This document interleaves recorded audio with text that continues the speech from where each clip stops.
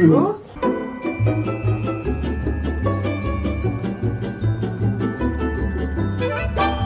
Je commence? Ok. Alors, je m'appelle Alicia Souquet, je suis en Master 1 droit international et européen. Je m'appelle Marie Le Pelletier, je suis cette année en Master 1 en droit international et européen à l'Université d'Angers. Et je fais partie de l'équipe de la République de Grand Popo à l'édition 2017 du concours Charles Rousseau. Kadéoussou, béninois, à Angers. Et je suis étudiant en Master 2, droit international et européen. Je m'appelle Khalil Sanogo, je suis en Master 2, droit international et européen. Et je fais également partie de l'équipe de la République de Grand Popo pour le concours Charles Rousseau. On a été plaideurs pour le concours international francophone de plaidoirie Charles Rousseau cette année, pour l'édition 2017.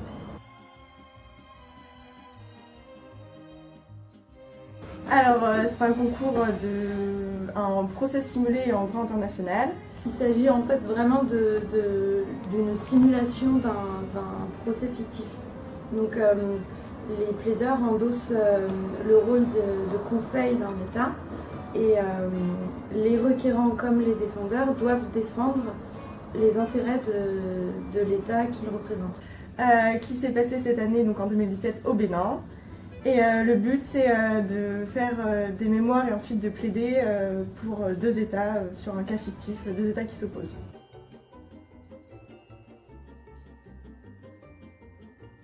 Je sais. Le cas de cette année était entre deux États fictifs, à savoir le Lomlon et le Grand Popo. Ils se disputaient une parcelle de terrain au milieu de la mer. Alors, dans notre cas, on avait deux États du golfe de Guinée, deux États côtiers, le Lomland et la République de Grand Popo, qui se disputaient une zone maritime. La République de Grand Popo a construit une plateforme pétrolière dans la zone contestée. Et le Lomland a protesté du fait de cette construction de la plateforme. Et 3 ans après le début de l'exploitation de la plateforme, la République de Grand Popo a abandonné la plateforme. Il y a le Grand Popo qui a construit sur cette parcelle-là en dépit des protestations du Lomland. Et après avoir construit sa plateforme sur la parcelle, il l'a laissé abandonner. Elle a été récupérée par les pirates informatiques. Et ensuite, des pirates informatiques sont arrivés sur la plateforme et ils ont commis des cyberattaques à l'encontre du Lomland. Donc le Lomland, pour se protéger, a sectionné les câbles sous-marins de la République de Grand Popo. Et juger les personnes présentes sur la plateforme.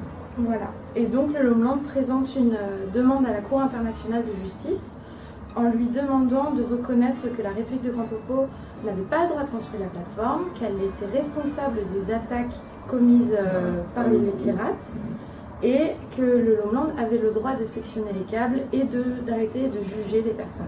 Quelque temps après, ces pirates informatiques ont lancé une attaque sur le Lomland. Le Lomland a donc riposté en coupant les câbles de la République de Grand Popo, ce qui a créé un incident entre les deux et qui les a amenés qui a amené le Lomland à saisir la CJ.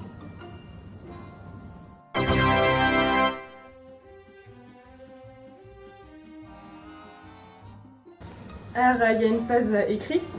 Il faut faire donc écrire 2 mémoires, un en requête et en défense. Ces mémoires sont rédigées en groupe et bien sûr sous la direction de du coach. Et bien sûr, pour réaliser ces mémoires, il faut faire des recherches, bien évidemment. Un plan souvent validé par notre coach au préalable. Et après, la rédaction se fait et au fur et à mesure, les corrections sont aussi effectuées avec le coach.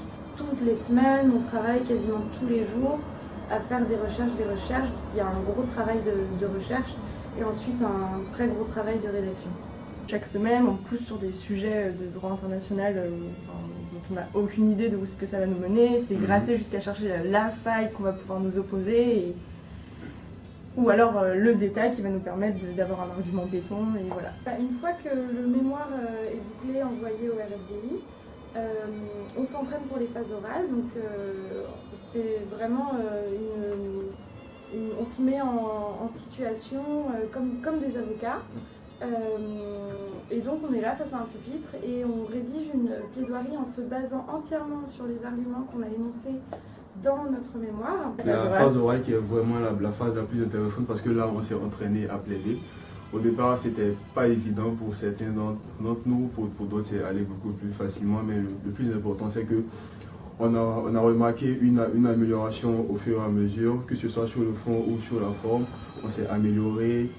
Et il s'agit de l'argumentaire qu'on a mis dans le mémoire, mais simplement dit avec éloquence face à un juge. Les vraies plaidoiries contre des vrais adversaires et devant des profs assez reconnus, ou même des vrais professionnels. Et là, c'était vraiment hyper stressant, mais en même temps, c'était 20 minutes, parce qu'on a 20 minutes chacun, il faut qu'on se partage 40 minutes à deux. Et c'est vraiment, c'est les 20 minutes les plus courtes au final, parce que quand on voit le greffier qui fait 5 minutes, 2 minutes, 1 minute, on se dit « Ah, mais finalement, c'est hyper court, on s'est préparé pendant 1 an. » Pour passer 20 minutes et exposer en 20 minutes ce qu'on a essayé de construire pendant plusieurs mois. Donc c'est assez frustrant et en même temps c'est une montée d'adrénaline et un soulagement en même temps et c'est prendre du plaisir et finalement arriver à la dernière on se dit c'est la dernière quoi. Et c'était beaucoup plus intéressant parce que là il y avait vraiment une montée dans la ligne comme tu as dit parce que là c'est vraiment une ambiance de procès simulé parce que là tu te dis ok, il faut que je trouve les meilleurs arguments pour essayer de contrer ce que nos adversaires ont dit. Vu que nous, on était en défense, il y avait un gros travail d'adaptation à faire. On n'a pas beaucoup dormi avant nos plaidoiries. On a essayé de s'adapter à ce que nos adversaires pourraient dire, de préparer leur réplique, tout en gardant une petite marge de manœuvre au cas où ils ne diraient pas ça et ça. Enfin, c'était un peu comme un jeu d'échecs. Il fallait essayer de prévoir les manœuvres de l'adversaire, essayer de le contrer avant même qu'il joue. Enfin, c'était vraiment... Et puis prévoir aussi les manœuvres des juges.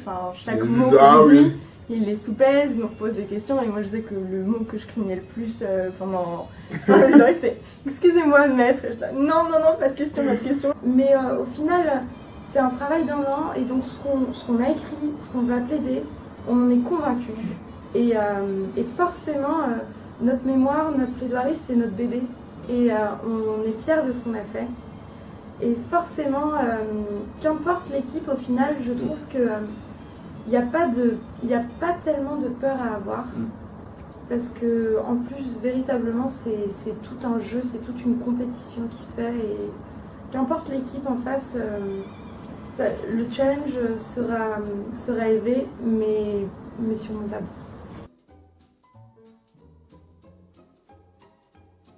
Grâce à ce concours, on a accumulé un nombre de connaissances en droit international incroyable. On maîtrise très bien, en tout cas non pas très bien, mais on maîtrise bien la Convention de Vienne sur le droit des traités, le statut de la CIJ, de nombreux arrêts de la CIJ et des autres juridictions internationales.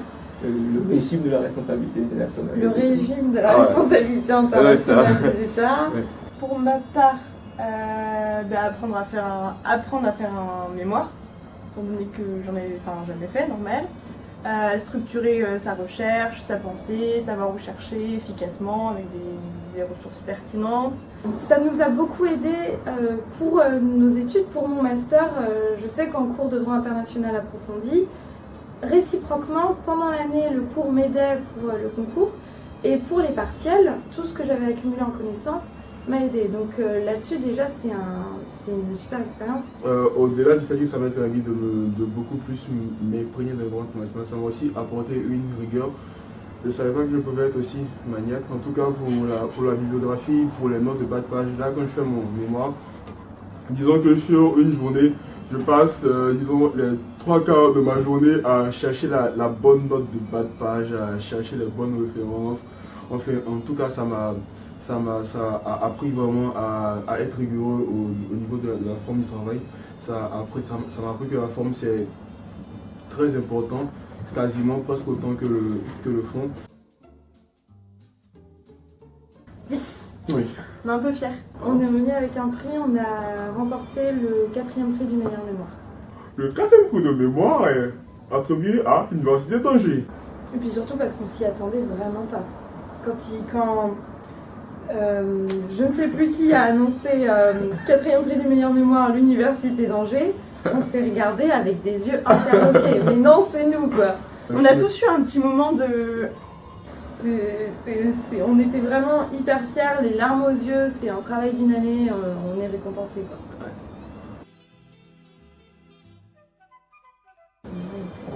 Une très grande expérience. Si on avait l'opportunité de la refaire, on le referait. Mais bon, si on ne participe qu'une seule fois. Mon rêve maintenant, ça serait de pouvoir réussir à être coach d'une autre équipe. C'est une expérience vraiment magique. Une fois qu'on a passé le rendu des mémoires, c'est magique. On passe de l'enfer au paradis. En tout cas, vraiment, expérience à faire, quoi. C'est à vivre. Pour quelqu'un qui fait du droit international, qui a surtout envie de faire carrière en droit international, c'est vraiment une expérience à vivre parce que non seulement c'est très enrichissant d'un point de vue connaissance et tout ce qu'on accumule, mais après aussi c'est l'opportunité de rencontrer les grands noms du droit international. Parce que lorsqu'on va au concours Rousseau, on côtoie les grands. Eric David était à côté. Eric David. À côté. C'est un truc de dingue, c'est stressant à la fois et hyper enrichissant, c'est des montées d'adrénaline et des moments de soulagement, des grands moments de stress et aussi des grands moments de joie, c'est un peu l'ascenseur émotionnel, mais c'est ouf. Il y avait le président de la CJ actuel, Ronnie Abraham, avec lequel on a d'ailleurs fait une photo que j'ai mise sur ma page Facebook. Donc oui, c'est une opportunité vraiment pour un étudiant de droit international de participer à ce concours et vraiment on ne peut que remercier l'Université d'Angers de nous avoir choisis parmi cette équipe. Et au final, c'est vraiment quelque chose d'enrichissant, autant au niveau des cours professionnels que personnels, et puis on fait des rencontres. Voilà, je pense que maintenant on est les bibiches pour la vie, quoi. On est liés. On rencontre sur place, et puis sur place là-bas aussi. C'est vraiment quelque chose de dingue qu'il faut faire. On progresse, on grandit, on mûrit, on apprend. Mais même humainement, c'est une expérience personnellement qui est vraiment super parce qu'on est amené à rencontrer plein de personnes, mais pas que des grands noms du droit international. Ce sont plein d'équipes du Canada, des États-Unis, de Belgique, de Roumanie, je ne sais plus encore, de France. Et il y a vraiment toute une ambiance fraternelle dans ce concours. Tout le monde d'un coup on est ennemis et puis ensuite on se retrouve tous, on est tous amis et c'est vraiment plein de... Je dirais que c'est d'abord des rencontres. Oui, c'est toujours l'université puisqu'elle est au début et à la fin de cette histoire. Merci les profs en général, donc Madame Taxil et Madame Niron. Et on tient également à remercier nos coachs parce qu'on a eu 2 coachs cette année. Il y a eu Joseph qui nous a donné des conseils et qui nous a fait des observations, et surtout notre coach principal Héloïse qui nous a soutenus tout au long de notre travail, qui était présente sur place avec nous. Héloïse qui a été toujours présente, qui a vraiment assuré son rôle de coach et qui nous a beaucoup rassurés quand il fallait nous rassurer, qui nous motivait quand il fallait travailler. Ceux qui ont eu de près ou de loin une incidence sur le Rousseau, que ce soit le RADI. Tu veux dire un mot sur le RADI? Surtout le RADI. Le Saint-Jean de Baudin. L'école doctorale. L'école doctorale. Et la SFDIE. La SFDIE qui a d'ailleurs financé à hauteur de 49%, c'est 50% de notre financement. C'est vraiment le RADI qui nous a permis de partir, qui nous a permis d'assurer nos déplacements quand on fait, nos déplacements, mais plus pour tout ce qui était frais de bouche, pour tout ce qui était frais d'impression, tout ça, parce que dans un moment ça a coûté assez cher. Donc on tient vraiment à remercier le RADI pour toute son action. Tout le monde nous a soutenus et je tenais vraiment à le dire parce que il ne suffit pas d'avoir les connaissances, il faut aussi être porté par un groupe. Je tiens à remercier ma bibiche qui m'a supporté tout au long. Grand Popo, pour toujours.